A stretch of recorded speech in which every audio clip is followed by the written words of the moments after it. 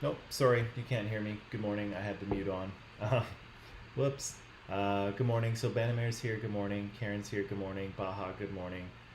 Manish is here, and Haneen is here. Good morning to all of you. And I think, I think there might be a couple other people. So, how's your weekend there, guys? What did you do anything fun, or was it just a quiet weekend?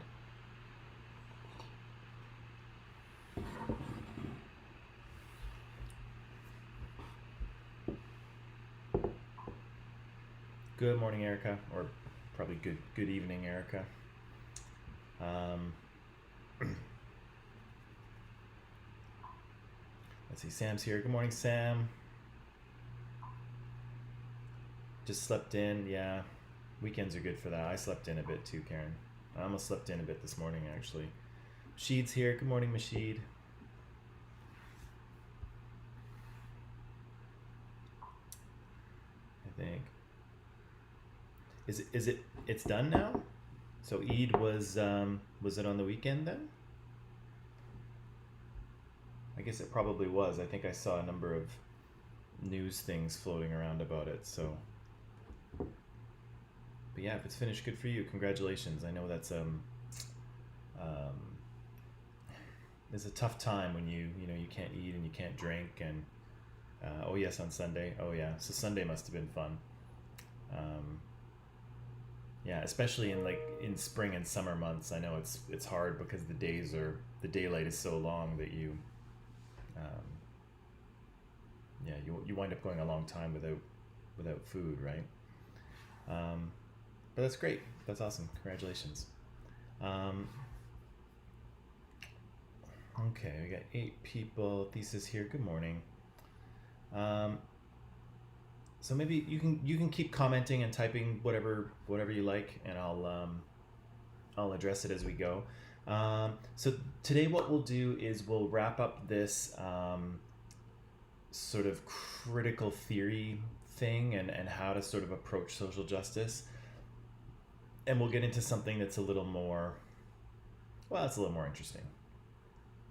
We'll talk about culture and socialization, because that will be an important part of understanding how inequality within society works and how it's reproduced. So we'll talk about that. And I do have a movie for us to watch, maybe tomorrow or maybe Wednesday. I'm still figuring it out. So I think you might enjoy that as well. But maybe without any further ado, maybe I'll hop right in. Okay. So just as a very quick review of last week.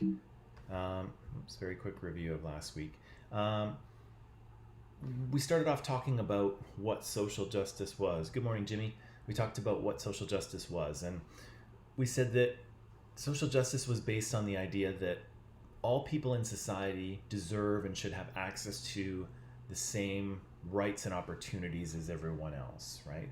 It's based on this belief that all people are equal and all people deserve the opportunity to have their basic needs met and to pursue the opportunities that they want to pursue, right? And so basically what we want to do, good morning, Lily, what we want to do is try to figure out how to create a society where people are able to do that, where they're able to meet their basic needs like food and shelter and education and healthcare, where everyone has equal opportunity and equal access to those things, and that people that want to pursue different opportunities have the ability to do that, and they're not prevented from pursuing those things because of their gender or their sexuality or their race or ethnicity or religion or ability or anything like that, okay? We also said that we were going to take a critical approach to social justice, and what that meant was we were going to operate from a perspective that knowledge is socially constructed, and so knowledge just doesn't exist on its own, completely objective. It has social and political meaning attached to it, and we have to remember that based on those meanings, knowledge can give power to some groups and can deny power to other groups, okay? Again, we'll come back to that as the course goes on, but we'll just introduce it now, okay? This is a concept that maybe we didn't give enough airtime to at the beginning of, or when we talked about it initially last week, but I do want you to remember this basic idea, okay? The idea that all of us are unique people and we all have unique aspects to our identity, but for this class, what we'll want to pay attention to is the group memberships we belong to. And so what is our gender, what is our sexuality, what is our religion, what is our race, what is our age, because those things are going to influence how we see society, and it's also going to influence how society treats us. That's going to be an important concept to remember as we go forward in social justice, because of our positionality.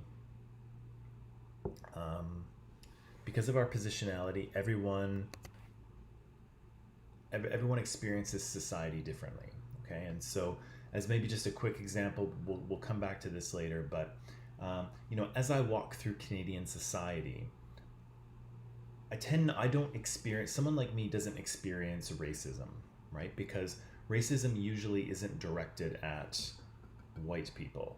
And so unless somebody clearly says something, obviously racist or makes a racist remark, I don't see it. And so for someone like me, it would be very easy for me to believe that, oh, we don't have racism in Canada. It's not a big deal.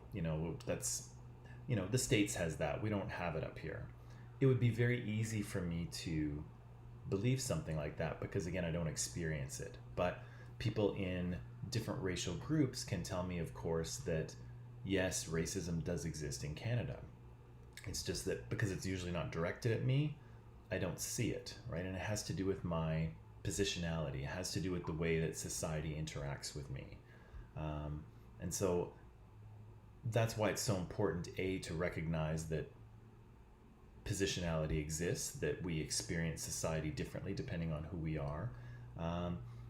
And that's kind of what allows us to listen to other perspectives and learn, because we have to understand that the way we see the world is not exactly the way it is. Okay. Good morning, Caleb. Glad you're here. People are trickling in now. That's good. Yeah, so I wanted to just spend a little more time on positionality. Don't forget about it because it is an important part of what we'll be talking about in this course. And then very quickly, I said that last week that we were going to kind of engage in this course, we were going to strive for intellectual humility, right? So we were going to try to realize that we don't know everything, and I don't know how easy that is for you, but for me it's pretty easy because I don't think I know anything. We want to recognize the difference between informed knowledge and opinion, and we started talking about that a little bit toward the end of last week with our learning that skill of critical thinking and argument, right? The difference between a valid argument and between just an opinion, and we'll review that in just a second. Again, we want to let go of personal anecdotal evidence, and so in most cases in a society like Canada or the US, if you want to see social inequality, you have to look at what's happening at a societal level. Individual instances or people you meet, often that doesn't show what's happening in society as a broad pattern, okay? Again, if we feel emotional or defensive about something, it's a good opportunity for us to think about why we're feeling that way. And so we want to think about what belief of ours is being challenged, okay? And finally, and I guess I just said this a minute ago, but recognize that your positionality informs your perspective. So it influences how you experience society, okay? Yeah, and very quickly, we also talked about last week the idea that when we are thinking critically about things, when we're learning things, we should be ready for the idea that new information might challenge our common sense. So sometimes knowledge is counterintuitive, right? It's not, some things are not common sense. And secondly, we have to understand the meaning given to information, right? And so I'm just going to go through these slides really quick, but you've seen them before, so don't panic. The idea here is that because we build knowledge as a group, because knowledge is socially constructed, it has meaning attached to it, right? And again, that meaning can empower some people, or it can take away power from others. And again, that might seem confusing or vague, but it will make a little more sense once we dig into some of these units a little bit later, okay? And then we talked about this skill of critical thinking, right? And I said last week that I felt that was good morning, Casey. I said that I felt critical thinking was a super important skill to learn. Certainly in academics, if you want to be an academic or a scientist or a historian or whatever, you're going to need to know how to think critically, right? You're going to need to know how to construct arguments and sort of evaluate other people's arguments, because that's kind of what academics do. But even outside of academia, we need to know how to assess people's arguments. We need to know how to assess what they're telling us, because the world is becoming more dense in terms of information. There's so much information out there, and we have to be able to evaluate what people are telling us. Okay, we have to have our own tools to make sure that the things that people try to convince us of, that we can actually determine whether they're true or not, right? Whether we should believe them or not. Because again, if we start believing in the wrong things, if we start believing in ideas that are false or problematic, then we start to get ourselves in all kinds of trouble, right? Either personally or, in terms of a country itself. And so I think it's a pretty important skill for us to learn. I said that we can only think critically about things that are statements. And so someone has to be saying something is true or something is not true, or this is the case or this is not the case, right? We need a very clear statement from people on what they're trying to tell us. And I told you, or I explained to you last week, that this is really what we're looking for when we're starting to think critically. We're looking for the argument, right? What does this person want us to believe? Okay, and that's what we call their conclusion. So the conclusion of the argument is, what are we being asked to believe is true or not true here?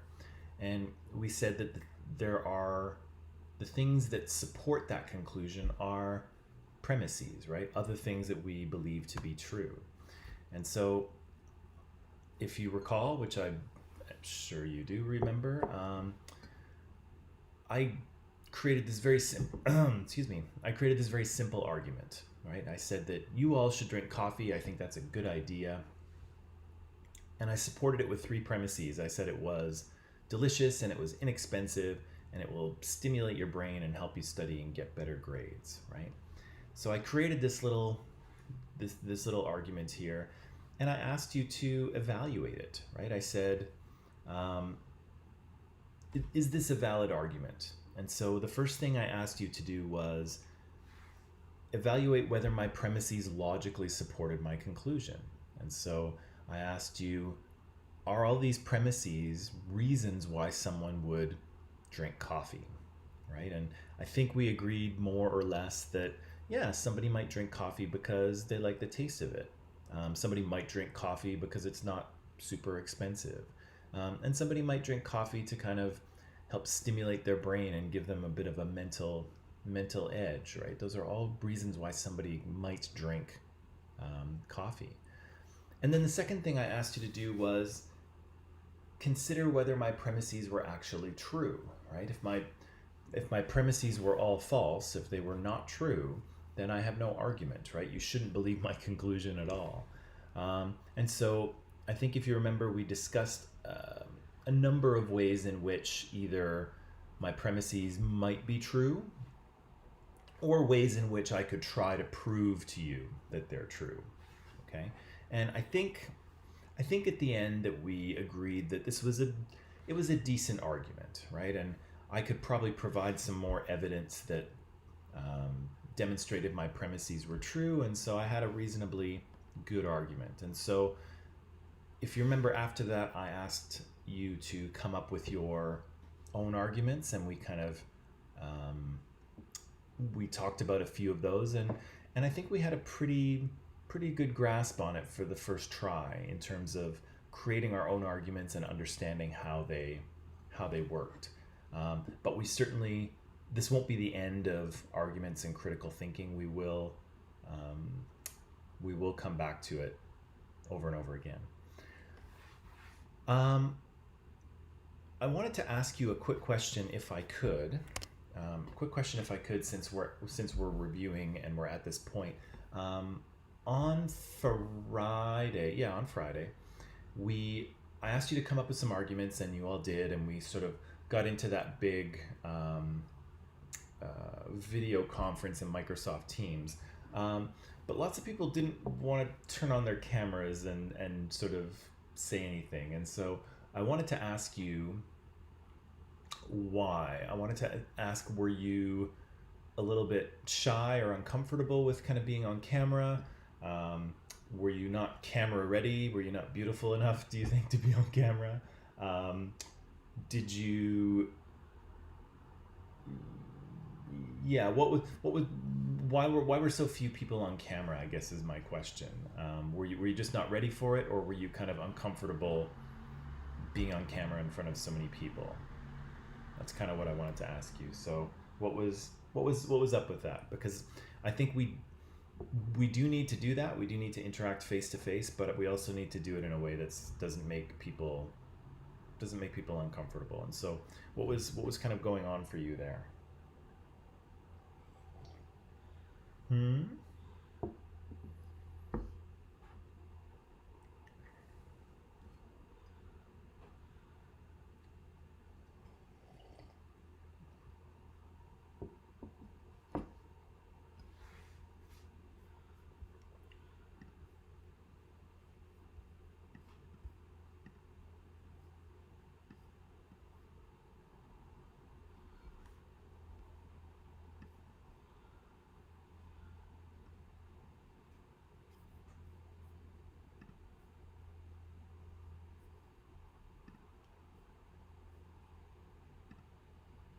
Hmm.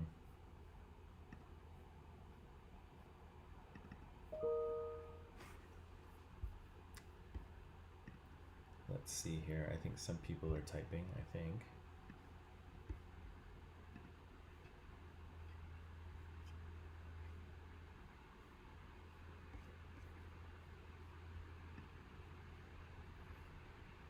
Okay, nobody's going to tell me anything? All right.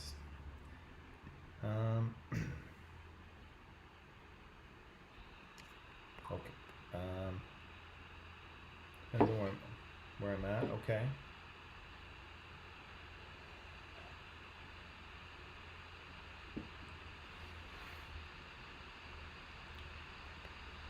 Okay. That's Nobody wants to answer that one. All right. Moving on. Moving on. Oh, okay. So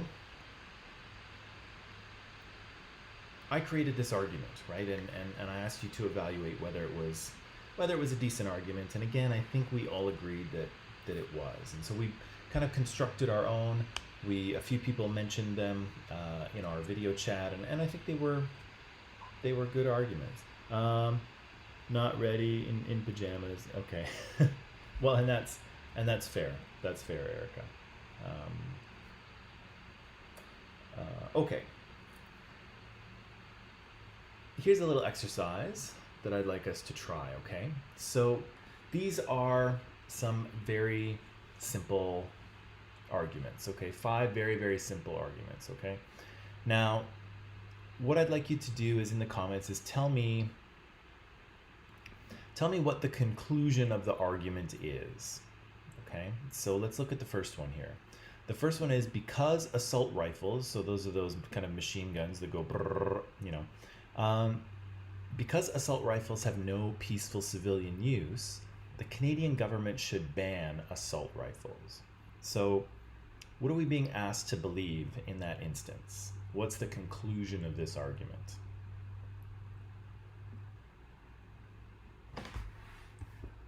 What's the conclusion of this argument?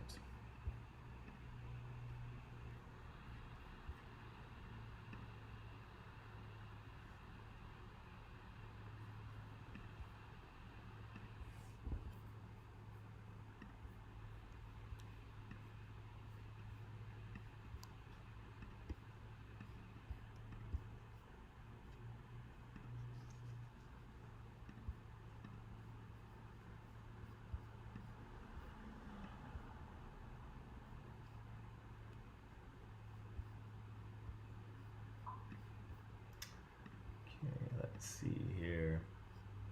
Assault rifles. So Casey says assault rifles should be banned in Canada. Assault rifles are harmful. Okay. Government should ban assault rifles. Ban assault rifles. Good, good, good. That is correct. That's exactly what the argument is, or that's exactly what the conclusion is that the government should ban assault rifles. And so, again, as good critical thinkers, we should ask ourselves, why should we believe that? What's the support for that conclusion? And that's the other part of this sentence here. Because they have no peaceful civilian use. Okay, so again, that's not a fantastic argument, right? It only has one premise, but again, we're baby steps here, right? So that's good. The conclusion here is that the government should ban assault rifles. Why should they do that? What's the premise for this? Because assault rifles have no peaceful civilian use, right? There's no reason for people to have these things, says this person. Okay, look at the second one here. The Globe and Mail. If you don't know, the Globe and Mail is a kind of national newspaper here in Canada.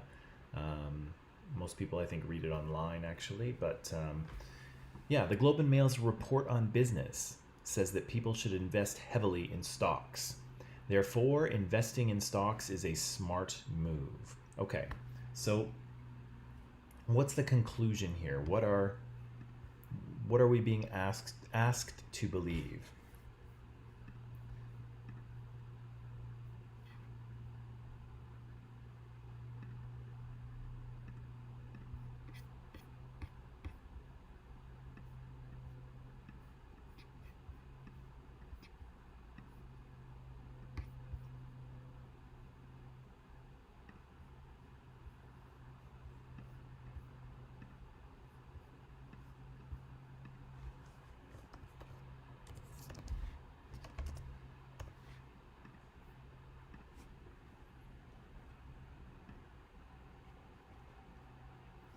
What are we being asked to believe here?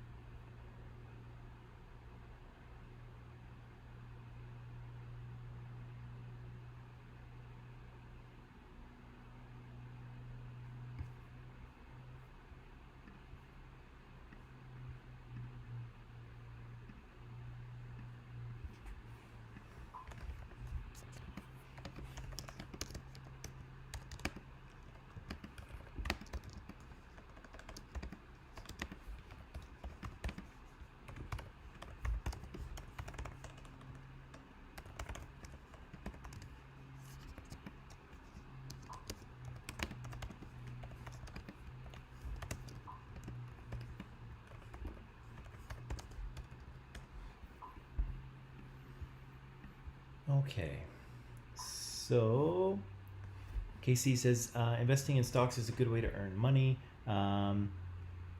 They tell people to buy and save stocks. Investing in stocks is a smart move. Investing in stocks is good. Investing in stocks is better than doing anything else.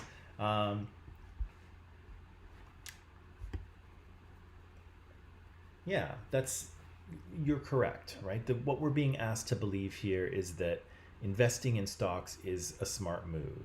Um, why is it a smart thing? Because the Globe and Mail's report on business says that's what people should do, right?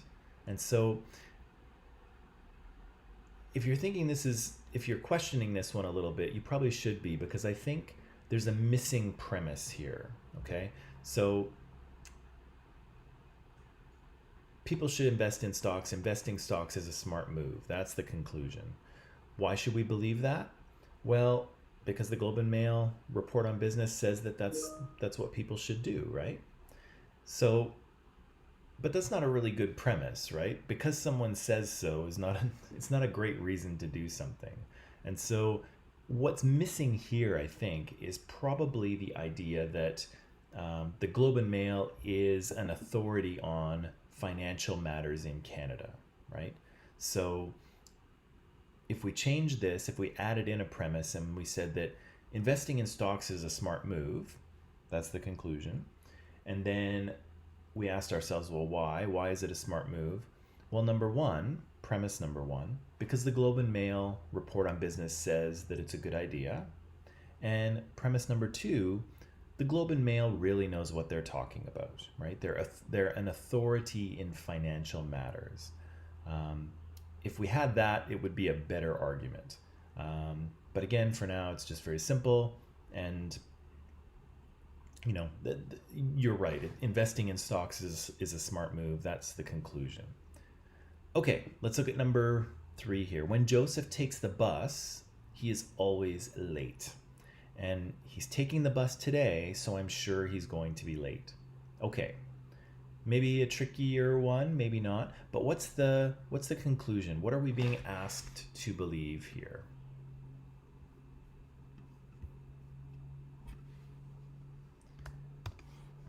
What are we being asked to believe?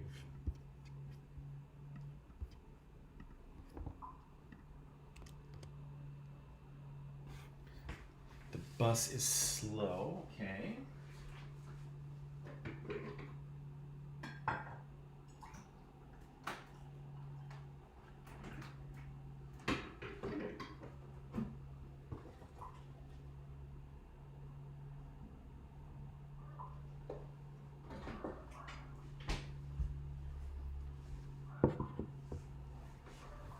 Joseph's going to be late today, says Mashid. He's going to be late. Don't don't take the bus, you'll get late. Yeah, we're pretty close here. I think Mashid and Sam have kind of nailed it here.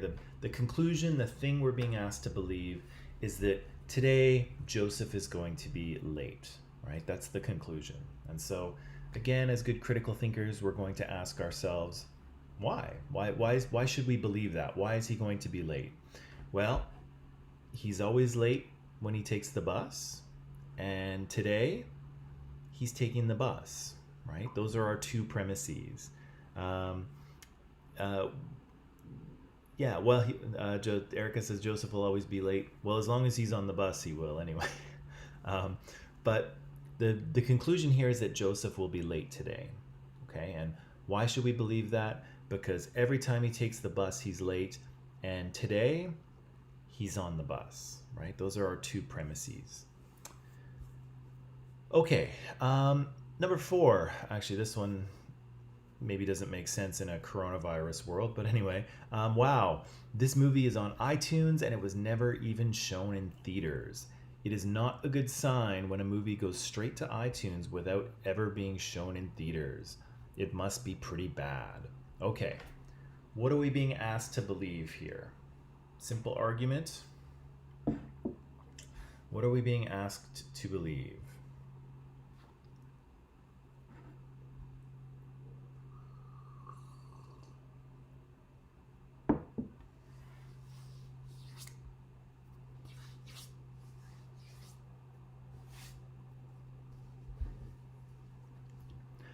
What are we being asked to believe here?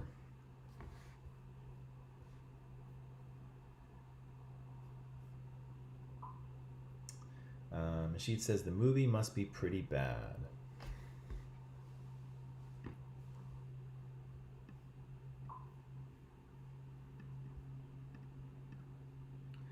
Casey, the movie is not good.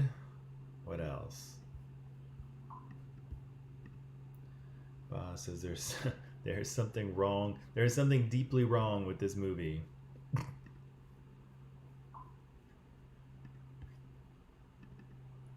Sam, movie can't make any money in theaters. Maybe not. Maybe not. The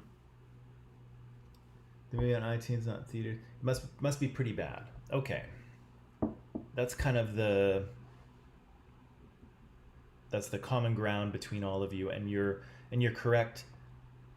This movie is bad, right? That's the conclusion. That's the argument that somebody is trying to make here.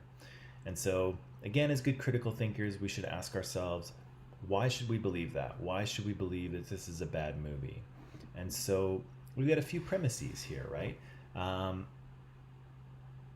movie went straight to iTunes and it didn't get shown in theaters. Premise number 2 is that when a movie goes directly to iTunes, it's a sign that it's not very good. And yeah, is there only 2? Oh yeah, there's only 2, sorry. So this movie is bad. That is the conclusion. And the premise is that when a movie goes straight to iTunes, it's usually not a good sign. And this movie that we're talking about here, it went straight to iTunes. Okay, so we've got a conclusion and we have 2 premises that support it. And then last one, kind of a strange one, but no one should buy a beer brewed in the United States Old Guzzler beer is brewed in the United States, and so no one should buy it. Okay. So what are we being asked to believe here? What's the conclusion?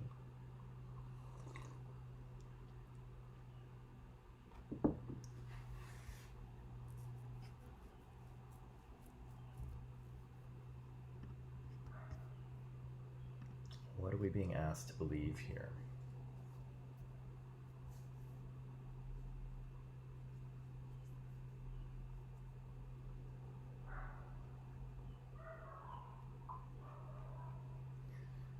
Beer from the US is bad. No one should buy beer in the United States. Let's see what else.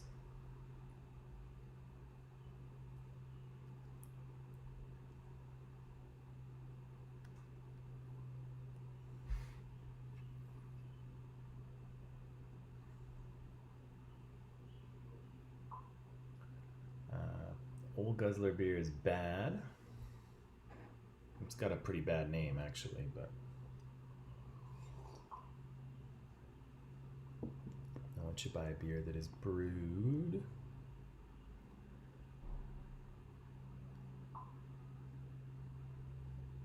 I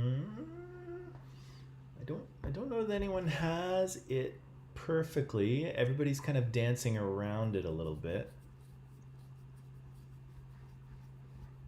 This one is just a little more tricky because the conclusion is kind of in two parts. It's in two places at once.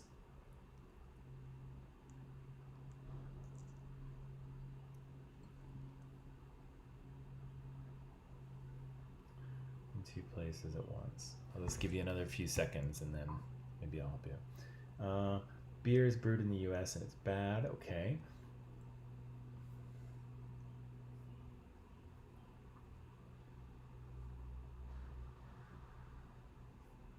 All right. So here's how this one works. This one's a little bit more tricky because again, because its conclusion is not as clear. Okay. So the conclusion here is that nobody should buy Old Guzzler beer. Okay. Nobody should buy this beer. And the question, of course, is, well, why not? Why should nobody buy Old Guzzler beer? Well, because nobody should buy beer that is brewed in the United States. That's premise number one. And premise number two is that Old Guzzler beer is brewed in the United States, right? It comes from the US. It comes from the US, and no one should buy beer brewed in the US, and therefore you should not buy this Old Guzzler beer, right? That's the conclusion. So this one's a little more tricky because its conclusion is kind of broken up a little bit. Okay, so let's try something else. Let's read through this and tell me, with a yes, no, or thumbs up, thumbs down, is there an argument here? Okay, so the cost of this new fighter jet apparently is $650 million, and the cost of 3 bomber airplanes is $1.2 billion, and the Canadian government intends to fund these 2 projects. Is there an argument here?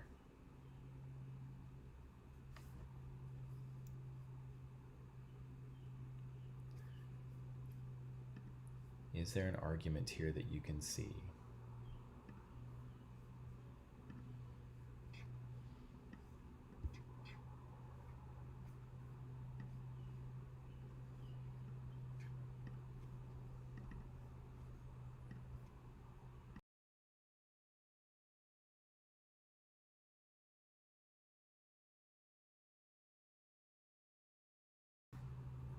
Okay.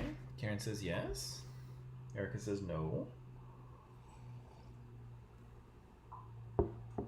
Sam says no. Manish says no.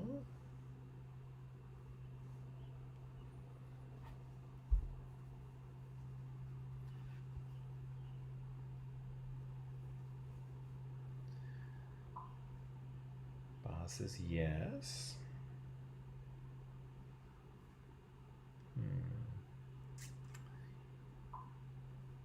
Not sure. That's okay. It's okay not to be sure.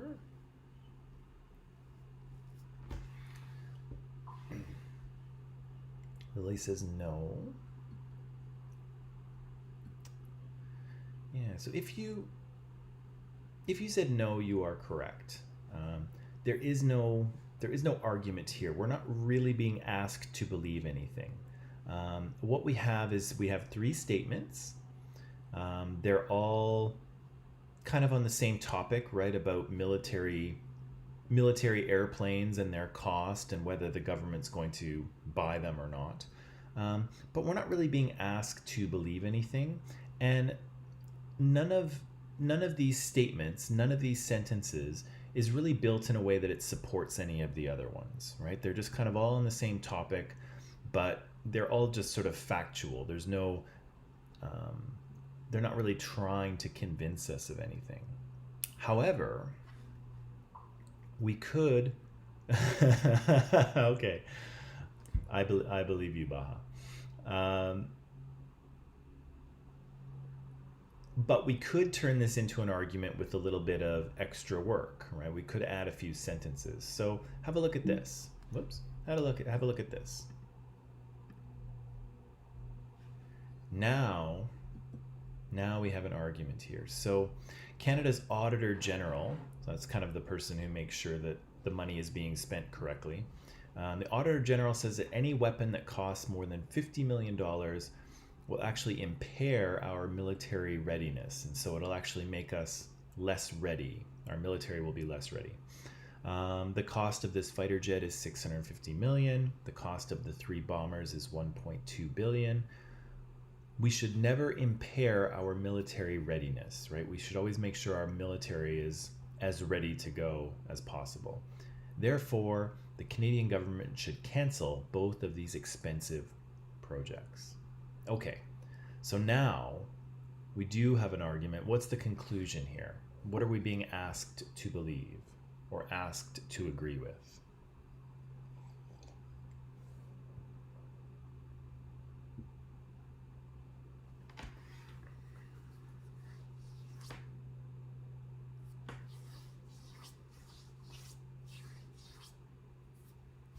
What are we being asked to believe or asked to agree with here?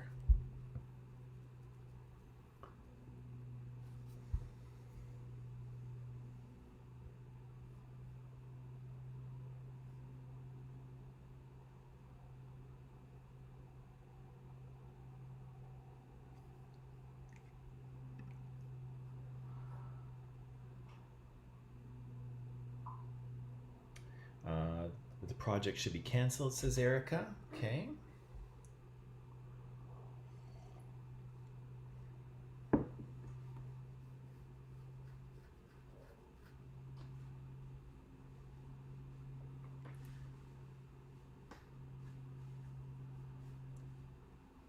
Just give you another few seconds here.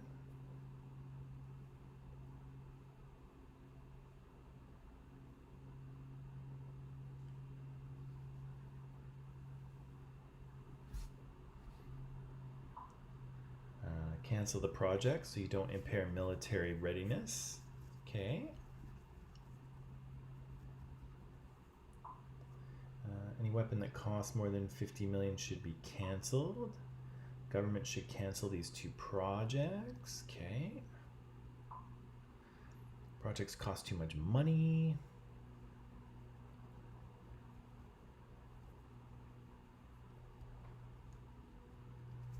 Okay.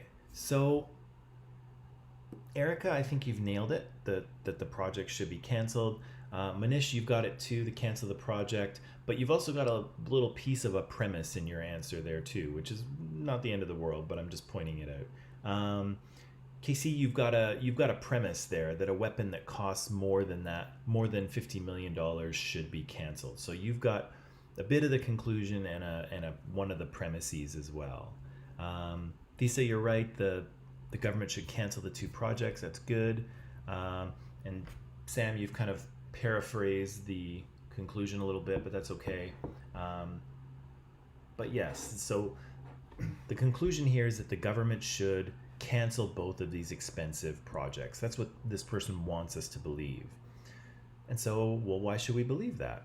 Well, because weapons that cost more than $50 million impair our readiness. These two weapons do cost more than that. They do cost more than $50 million. And we don't want to impair our readiness, right? We don't want to make our military less ready. So there's three premises that now support this conclusion at the end that says that the government should cancel both projects, okay? So that's, I don't know if it's a tricky one or not, but that was good work. That's good work, people. Yeah, and so there it is. We've got three premises that support this conclusion that says we should cancel both of these projects. Okay, second last one. So Alicia went to the bank to get a more recent bank statement of her checking account.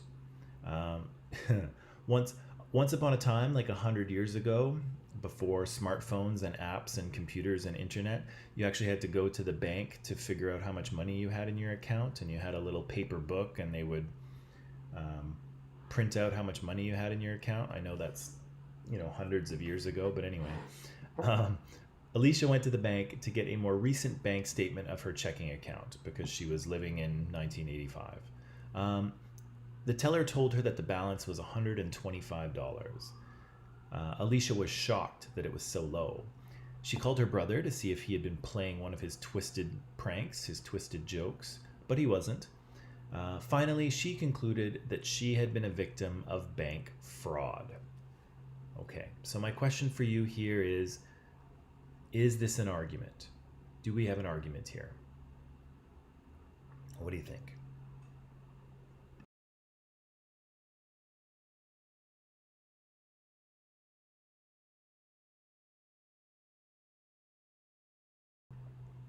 Okay, Sam says no.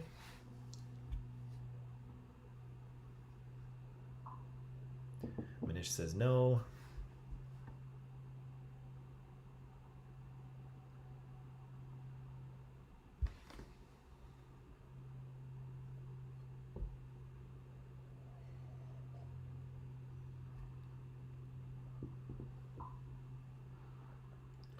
Baja's gonna play the odds and say yes and no at the same time.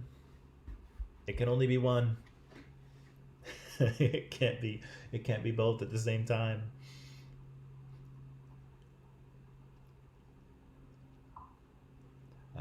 Nasheed says no. Casey says no. I'll give you a few more seconds here.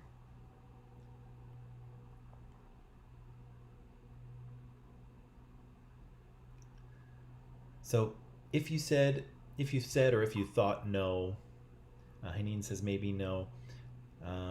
Yeah, if you said no, you are correct. So this is not an argument. Okay. Now, it would be tempting to think that it is, right? Because we kind of see Alicia she's actually doing some critical thinking, right? She's thinking through what's happened. She's thinking through her bank balance, and she comes to a conclusion, right? She concludes that she's been a victim of bank fraud. And so it would be tempting for us to think that maybe we have an argument here, okay? But even if we think that, we can kind of use our process, we can use our understanding of arguments and critical thinking to kind of test it to see if we have an argument. So let's pretend for a minute that I thought this was an argument, okay? And I'm looking at it and I think, okay, Alicia's a victim of bank fraud. That's what I think the conclusion is here. Okay, now why should I believe that? Where are the premises? So Alicia goes to the bank to get a bank statement on her checking account. Is that evidence of bank fraud? Probably not, right? Having a balance of $125, is that evidence of bank fraud? No, right? Alicia was shocked to see that her bank balance was so low. Is that evidence of bank fraud? No, right? I'm shocked that my balance is so low, but I unfortunately I haven't been a victim of bank fraud. Um, her her brother not playing a joke, is that evidence of bank fraud? No. So even if we kind of make a mistake at the beginning and we think that this is an argument and that she's been a victim of bank fraud, if we try to find premises in this little paragraph, we kind of find that there aren't any, right? Because none of these things are really support for a conclusion, and so that's why you're right. There's no argument to be made here. It's just a little anecdote. It's just a little story about Alicia going to the bank and finding out that she's missing some money, right? There's nothing is trying to be proven here to the reader anyway. Yeah. So the story of Alicia here is made of descriptive claims, but it's not an argument. It's not trying to convince us of anything. Okay, and the last thing. Sometimes people confuse explanations with arguments, okay? And the more complicated the explanation is, sometimes the harder it is to figure out whether it's an explanation or argument. But remember that arguments give us reasons to believe that something is or isn't true, okay? An explanation, on the other hand, tells us why or how something is the case, okay? Arguments have something to prove, explanations don't. So look, whoops. I'm missing a slide. So an example of this, and I did have a slide, but I deleted it somehow, was, think about this. So Adam stole the money. Adam stole the money. 3 people saw him do it. Okay? And the second statement I'll make is Adam stole the money, but he needed the money to buy food. Okay? So my first statement is an argument, right? I'm saying that Adam stole the money, and I'm giving you evidence to support it. I'm saying 3 people saw him do it. That's what proves that he stole that money, right? That's a little argument. But when I say that Adam stole the money because he needed the money to buy food, that's not really an argument. I'm already admitting something. I'm just explaining why he did something, okay?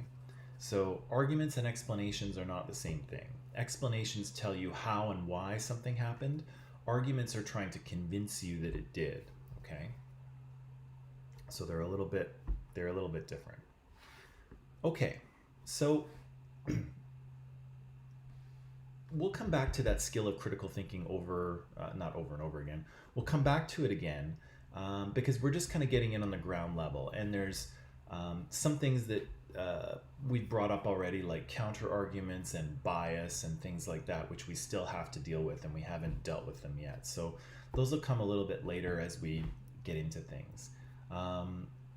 Right now, we're kind of ready to switch gears and go into the next unit in this course. But first, maybe let's take a little bit of a break, because I think we've been working hard. So let's take 10, and I'll see you back here in 10 minutes, and we'll start our next section. Okay, so back in 10. Go stretch your legs and whatever you need to do. Okay.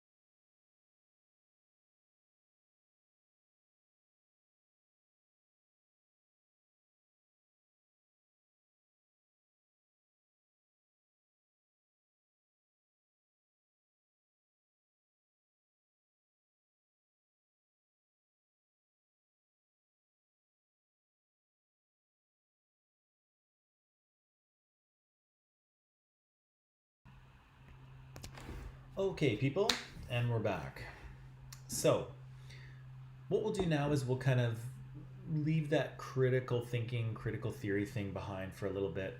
But again, that skill of critical thinking will come back to a bunch of times because I want to continue to develop it. I think it's super important, and that's one of the things we're supposed to do in this class, and so we will. Um, but now we'll kind of switch gears and we'll talk about culture and we'll talk about socialization because those two things are going to inform a lot of what we discuss in this course later on, okay? Those of you who are in my comparative cultures class after this, you'll notice that there's a little bit of overlap, but part of that is because human culture is so important. You can't get away from talking about it. However, we're going to go in a slightly different direction with the things we talk about in this class, so it won't be a total repeat of what we did in comparative cultures. So we're kind of going in two different directions. So don't. It might be a little repetitive, but don't fall asleep because there's new stuff. Okay. Okay. Here we go. Whoops. Here we go. So, as I mentioned, we're going to talk about culture and socialization in this section of the course, and one of the reasons why culture is worth talking about is because anthropologists, and in this case sociologists, actually I'll take a second and distinguish these two fields. Um, Anthropology and sociology are two academic disciplines. They're two social sciences. Um, they are you can take classes in both of them at university. You can major in them and get PhDs in either anthropology or sociology. Um, and anthropology and sociology are kind of closely related. They're kind of brother and sister disciplines, if you will. Um, they kind of come out of the same period of science, kind of in the late 1800s, where scientists are just trying to study human beings and understand how humans behave. Um, but anthropology and sociology kind of split off and become their own thing. And so anthropologists study humans as kind of biological and cultural beings. And so in comparative cultures, that's more what we're doing. We're looking at things more like an anthropologist. Here in social justice, we're going to take the sociology route. And sociologists try to understand humans by understanding human societies. So how do humans act and operate in large groups? Okay, that's kind of more where sociology wants to explore. That's how they want to see humans, and so that's kind of the route we're going. In comparative cultures, we're doing more of an anthropology thing. Here, we're going to do more of a sociology thing. Okay, but that said, culture is important to both anthropologists and sociologists because humans are born with very little in the way of pre-programmed behavior, right? And so in comparative cultures, I made this analogy between newborn babies, like this cute little guy here, and a computer with no operating system. And so imagine, I don't know if you've ever seen such a thing, maybe you have, but a computer with no operating system installed. So a Windows computer with no, or a PC with no Windows installed, or a Mac with no iOS, or with no OS 10, sorry. Um, if you imagine a computer without an operating system, that's kind of what a human baby is. Human babies don't know how to really eat, they don't know how to walk, they don't know how to talk, they can't take care of themselves, they have no idea what they should be afraid of and what they shouldn't. Um, they have to be taught all of those things. And so human beings are different from most animals that exist because most of our brain development and most of our learning happens after we're born, not before. And so it's interesting to see many other animals who are born and immediately they know how to eat and how to walk, right? If you see a cow or a horse born, um, cows can stand and walk around on their first day of life. Humans, it might take them a year to walk on their own. And so um, humans are kind of distinct in this way.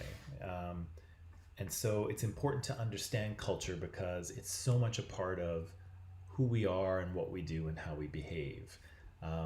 We don't have a lot of biological programming. Most of what we do is taught, most of what we do is cultural. Okay. Um, and so in comparative cultures, we talked about this process of enculturation. So this is the process by which we learn how to behave in society, right? We learn how to eat, we learn how to walk, we learn how to talk. Later, we learn how to behave, right? We learn what kinds of behaviors are acceptable and good, and what kind of behaviors are unacceptable and bad. Um, what kind of things we should want to do, what kind of things we shouldn't want to do. All of these things um, all of these things we learn, right? We learn from our parents, we learn from other family members, we learn from our teachers, and we learn from people in society as a whole, right? And you can imagine this, you can imagine human culture as a bit of a human operating system, right? We need to download an operating system in order to teach us how to do all these things. We don't know them instinctively when we're born. And so, because of that, and I mentioned it on that slide there, to be a human being is to be a practitioner of culture. And almost everything that human beings do, almost everything that you and I do, is cultural in nature because our culture has taught us to do that. And again, the example I used in comparative cultures was I brushed my teeth this morning. And most people wouldn't think of that as a cultural thing to do, right? Most of us think about culture in a different way, but in fact it is, right? My culture tells me it's important to take care of my teeth. My culture tells me that if my breath smells really bad, then nobody will want to talk to me, right? So um, brushing my teeth is a cultural act. It's a cultural behavior, as are basically all the other things that I do. And so because of that, we really need to understand human culture because, again, almost everything we do is dictated by it.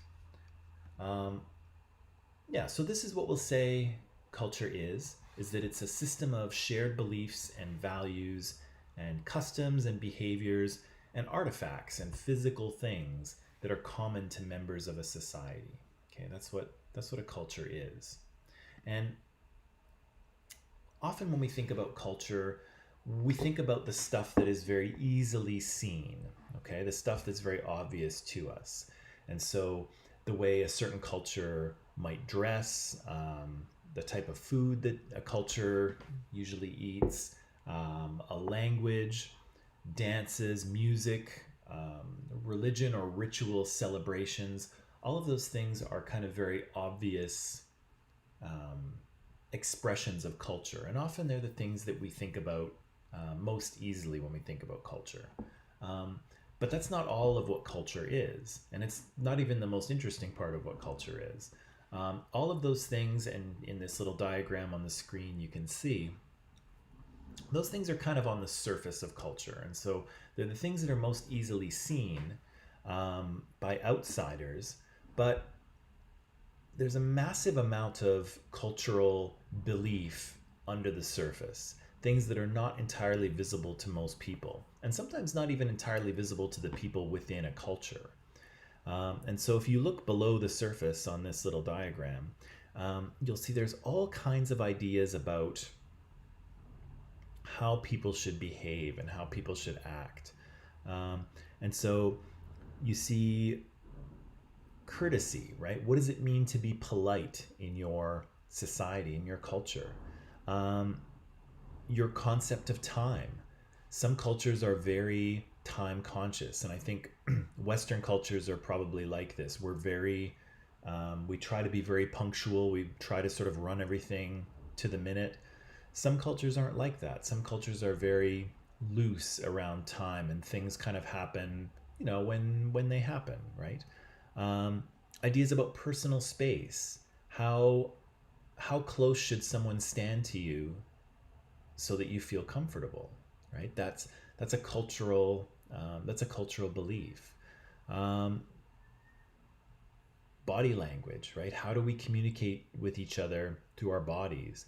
Touching, how much touching is appropriate with people, and which people can you touch and which people should you not touch?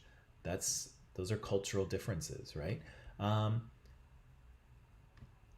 the handling of emotions, right? Does your culture encourage you to be very emotionally expressive, or does your culture encourage you to sort of keep your emotions to yourself and act sort of very calm all the time? It's a cultural difference. Relationships to animals, tempo of work, how should children be raised? How should we treat our elders? How should we treat our grandparents and older people in our society? Um,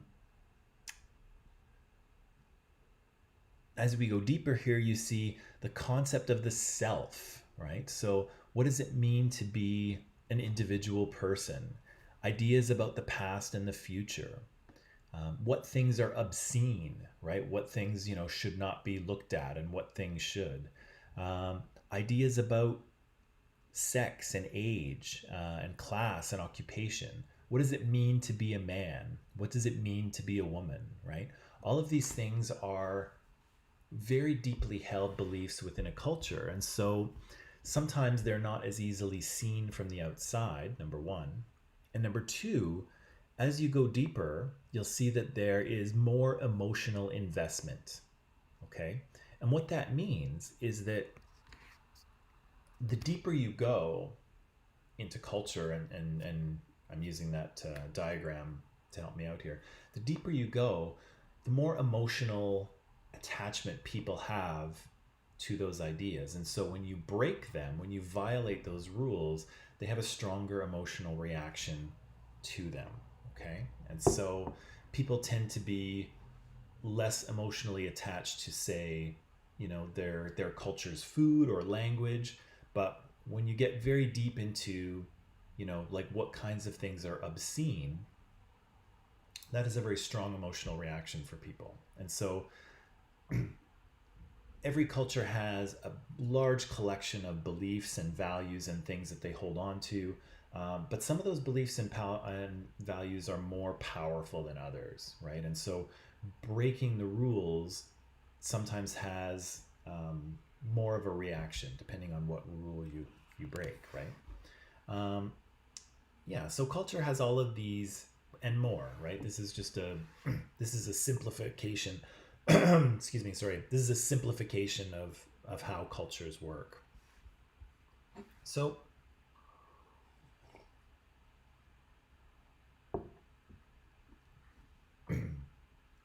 these things exist, all of these kind of cultural meanings and values exist because humans have this strange need to give meaning to their experiences and to their lives, right? So my cat, who's wandering around here somewhere, actually I think she's asleep, she doesn't really feel the need to impose meaning on her experiences, right? She does what she wants to do, she acts how she wants to act, and she doesn't really give meaning to anything in her life. But humans have this need to give meaning to their experiences, right? And Clifford Geertz here, who's an anthropologist, he says that all humans are compelled to impose meaning on their experiences, right? We want to know what our life is about. We want to know what it means. Why are we here? Why does the world work the way it does, right? There's right now in Vancouver, there is water falling from the sky. Why is that? What does that mean? Humans are motivated to give meaning to these experiences in a way that most animals are not. And so to be a human is to be a maker of meaning. We like to give meanings to things. So basically, this is what I'm saying here. The culture is a complex operating system. Okay, so it's our software. Our bodies and our brains are the hardware. Culture is our software. Okay, and we download this software full of symbolic information, behavioral instructions, and ideals. We download that from people around us into our brain, and that's what allows us to become fully human, right? It's what allows us to act the way we need to act in society so that we can cooperate with everyone else, right? And so that process of enculturation or socialization, which we'll talk about in a second, that process is critically important to humans and how they work, okay? So I'm going to use this word socialization here instead. And what I'll say, socialization here is the process of learning the norms and values of our culture, okay? And so socialization and enculturation are very similar concepts. And so in comparative cultures, we'll talk about enculturation. In this course, we'll talk about socialization. For our purposes, I'm going to say that they're the same thing. They're a little bit different in terms of how anthropologists like to talk about it and how sociologists like to talk about it. But I'm just going to go ahead and say that they're the same thing for us. Okay, so socialization and enculturation, same thing. That's the process of downloading our cultural software into our brains. Okay. Now here's some of the things that sociologists say about humans. Here's Emil Durkheim. He was a sociologist, a very popular one decades ago. But he argues, some of the things he argues are this. First of all, that humans cannot exist without society or develop without interaction from other humans. And this is a true statement. I made this comparison a minute ago about humans. That our bodies and our brains are our hardware, right? And cultures are software. And we download software into our brains in order to know how to behave.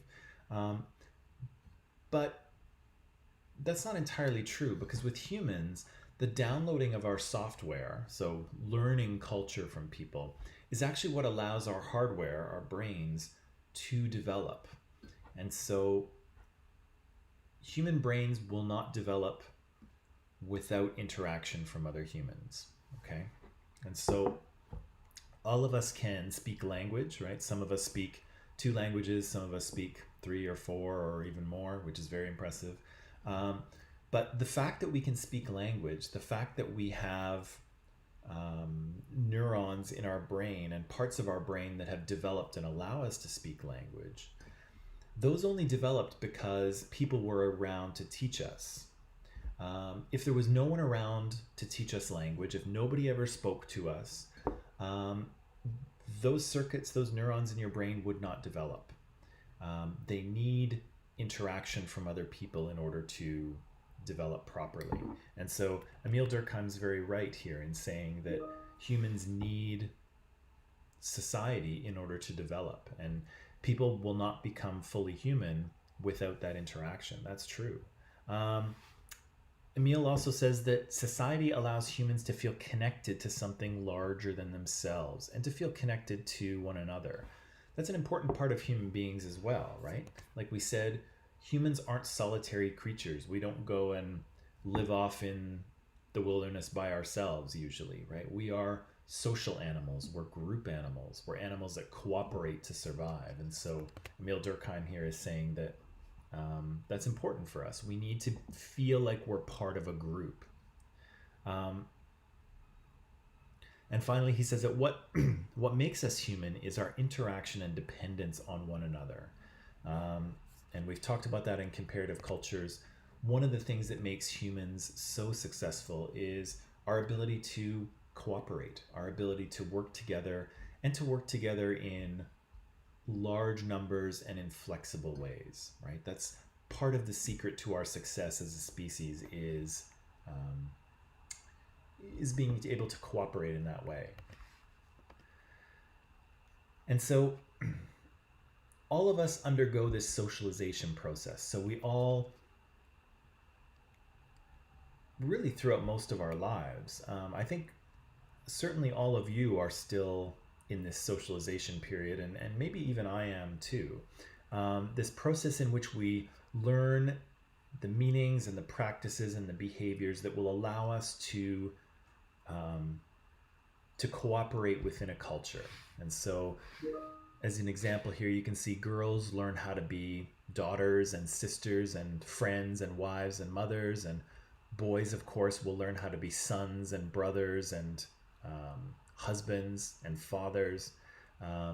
Some of us will learn how to be teachers. We'll all kind of learn,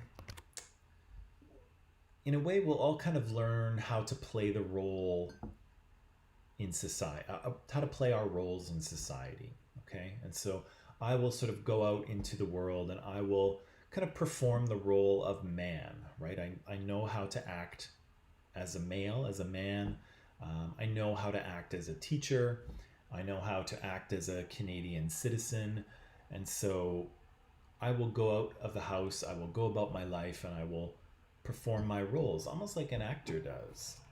And again, knowing the role, knowing how to play our part, comes from socialization. It comes from that socialization process of learning all of those things. And again, all of us have gone through that process, and still are going through that process.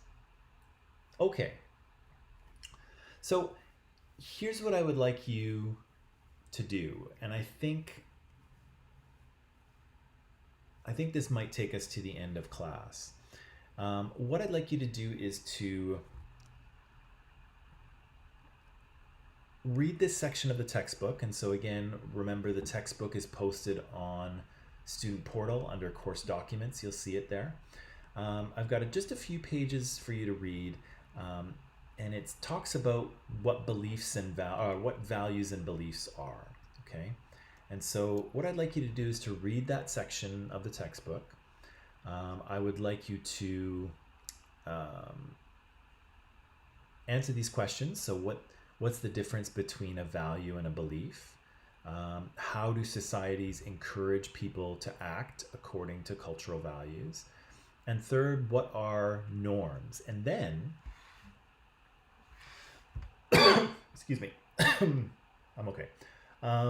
And then try to think of one or two norms that exist in your own culture, okay? And what happens if you violate those norms? So what happens if you kind of break those rules, okay? So quick little section to read from the text, 3 questions to answer. And if I could ask, can you, when you're answering those questions, can you type them out? And so I don't know if you want to type them into your phone in your sort of note app, or if you're at a computer, maybe type them into a Word document, because I would like to be able to ask you these questions, and I would like you to be able to answer them kind of in the live chat. And so if you've already typed them out, you can just kind of copy and paste them and throw them in there, and you don't have to sort of do it again, okay? So don't just read and keep the answer in your head, because it won't stay there and then it'll be difficult for you to answer. Okay, so type out the answers to your questions, and resist the urge to just copy and paste things from the text. Okay, it's going to be very easy because obviously you have a PDF document and you could just go copy and paste and then you're done. Try not to do that. What I'd like to see you do instead is answer the question in your own words. Okay, that will make it more likely that you remember and that you understand what's going on. Okay, so again, don't just copy and paste. That doesn't work. Answer the questions for real and type them into something so that you can copy and paste them a little bit later on. Okay, so just 3 questions for you. I'll put them into Microsoft Teams just after we're done here, just so you can see them, because I know that the slide that it's on, I haven't posted yet. And so I'll leave you to do that for the rest of class, and then first thing tomorrow morning, that's what we'll dive in with. We'll answer those questions and talk about them, okay? Is that cool? Can we do that?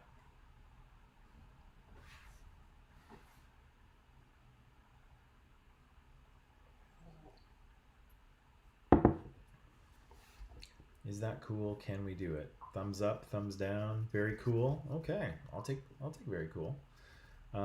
Do we email it to you? No, just Casey, just hang on to it, and we'll sort of deal with it. We'll deal with it in class tomorrow. So you don't have to send it to me. Just keep it for your own purposes. Okay. 2 thumbs up, maybe yes. Okay, I guess we'll see. That's all right. That's non-committal, but that's fine. Okay, so I will sign off here. I'll post those questions in Microsoft Teams just so you have them. Just so you have them there, and I'll let you read for the rest of class. And then yeah, first thing tomorrow we'll pick up on this and we'll talk about it. And then I've got lots of other stuff to show you. Okay, Janice, thumbs up. Okay for KC and Karen. Okay, all right. So I will sign off there. Again, if you've got any other questions, you can message me in Microsoft Teams. That's totally fine. Yeah, and it was nice to talk with you all this morning. And I'll see you either in comparative cultures or I'll see you tomorrow. Okay, so bye.